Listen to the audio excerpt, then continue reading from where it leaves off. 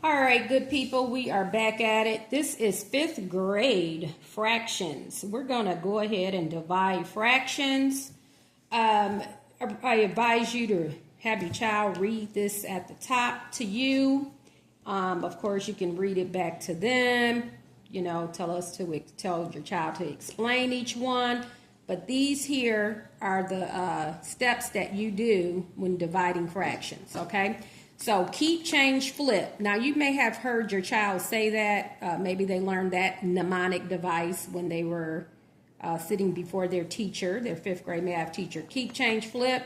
You've probably heard this as a mnemonic device. That word is mnemonic. Then it says keep the first fraction as is. That's what they mean by keep. Then change the division sign into a multiplication sign. That's what they mean by change. Okay, so keep, change, and then reciprocate means to flip it, you know, flip it. Reciprocate the second fraction, okay? Now, multiply numerator by numerator, very simple, just like we did when we multiplied fractions. That's what the division of fractions become, is a multiplication problem, okay, ultimately. So multiply numerator by numerator, multiply denominator by denominator, okay, and it says you may also cross cancel, rename, answer in lowest terms if possible. Look to see, check if answer fraction can be renamed in lowest terms. Answer can be renamed, and they used to say reduce, which that's kind of an improper word. Reduce, because we're not making the fraction smaller, we're just simply renaming it, whereby the denominator is smaller and the numerator, okay, a lower number. And it says answer can be renamed if numerator and denominator has a common factor. Well, by now we should know what a common factor is, okay? 2 times 3 equals 6. 2 and 3 are factors of 6. Okay. 6 times 7 equals 42. Both 6 and 7 are factors of 42. We should know what a common factor is. Okay. Using the greatest common factor eliminates additional renaming. Divide both numerator and denominator by the greatest common factor. Fraction is in its lowest terms when the number 1 is the only common factor of both numerator and denominator. So, for example, 7/8, the only common factor for 7 and 8 is 1. We know that, okay? 1 times 7 is 7. 7 is a prime number, okay? That's it. 7 cannot be divided into 8 equally, so 7/8 is in its what? Lowest terms. Okay, try these. We're going to divide 8/9 by 1/3.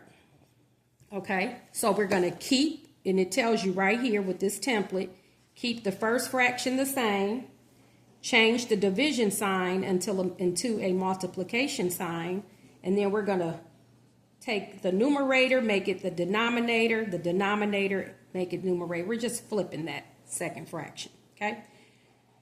When it said to cross cancel if possible, we're looking at the 3 and the 9. We could do that. 3 is a common factor for 3 and 9. 3 divided by 3 is 1. 9 divided by 3 is what? 3.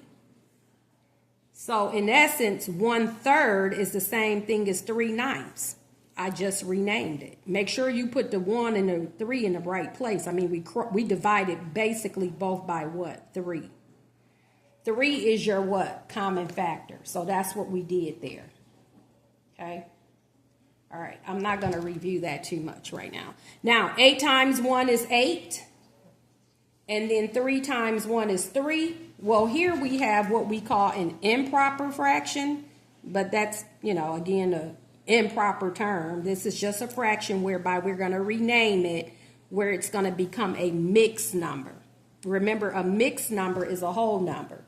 So 2 times, this is going to be equal to 2 and 2/3, okay? Because if you divide 8 by 3, which in this case, that's what you should do. When you have a larger number as your numerator, you want to divide the denominator into the numerator. So this is what that looks like. Okay. And it would be 2 times, and you would have 2/3 left. Okay. That's what that is. That would be a 6. That's what that is. Okay. So we've done the first one. Let's go ahead and do the second one. So the first one, your answer is 2. I'm going to write the answers above it. 2 2/3. Okay, let's do the second one.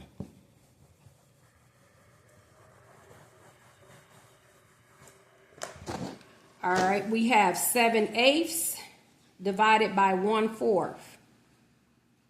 Okay, so basically, what is a fourth of 7/8? What's a fourth of it? Okay, smaller, your answer is going to be smaller than what you started with. Okay, if you will. All right, so 7/8 divided by 1/4. Keep the first fraction, change this, now flip the second one.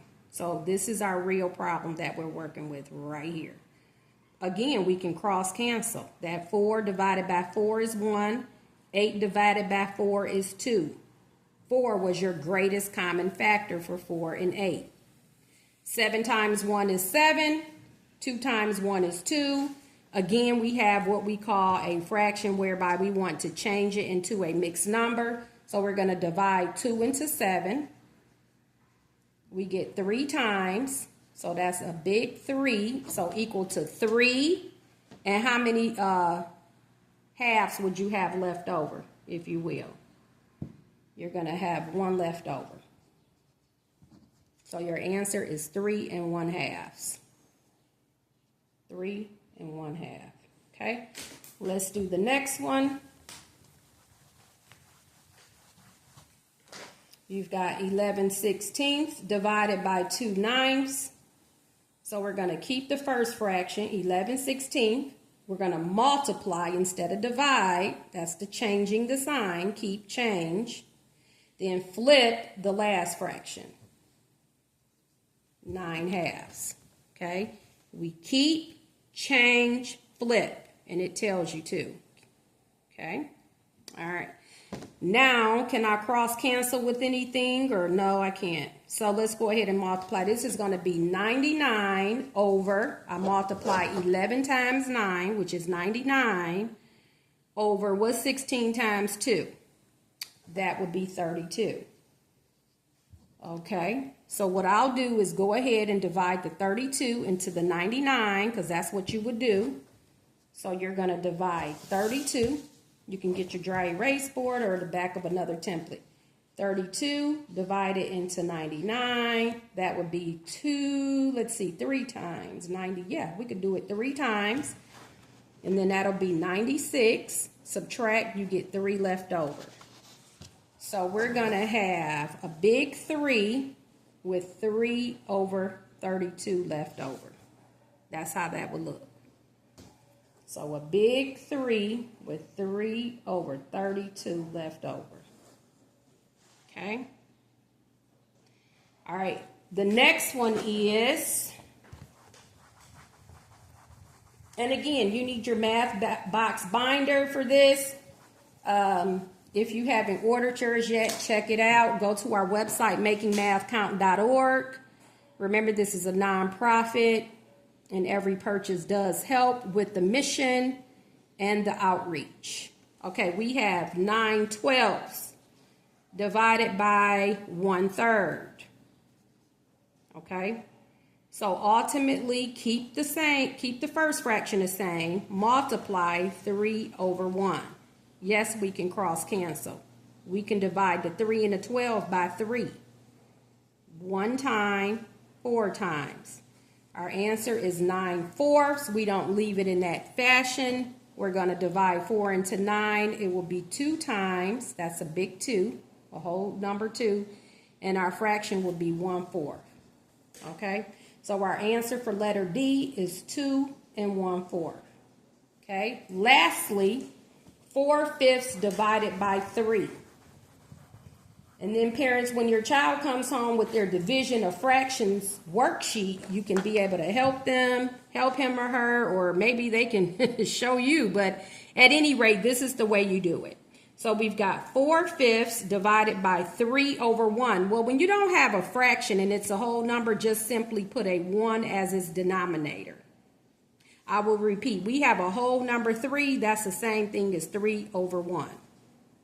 Okay? So keep the first fraction the same, multiply 1/3. No cross canceling here. You're going to have 4/15. And this is the one that worked out whereby we do not have to rename in the end. Because there is not a common factor for 4 and 15. If I were to list all the factors for 4, it is simply 1, 2, and 4. For 15, you've got 1, 3, 5, 15. What is the common factor for those two numbers, 4 and 15? The 1.